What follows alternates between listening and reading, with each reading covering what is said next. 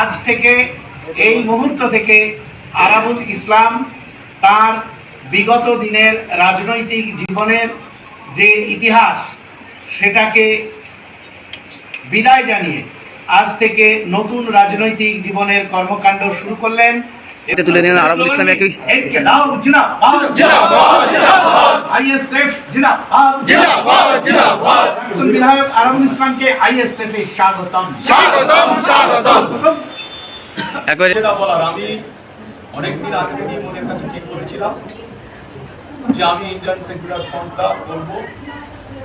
ভাঙড় থেকে আমার দলীয় যারা কর্মী তৃণমূল কংগ্রেসে, তারা কিন্তু বারবার আমার বোঝানোর চেষ্টা করেছিল যে কোনো ভাবে তোমাকে বসে থাকলে হবে না, তোমার অন্তত যে কোনো একটা জায়গায় যেতে হবে। তাই সর্বসম্মতিক্রমে ভাঙড়ের মানুষের কথা শুনে আমি কিন্তু ইন্ডিয়ান সেকুলার ফ্রন্ট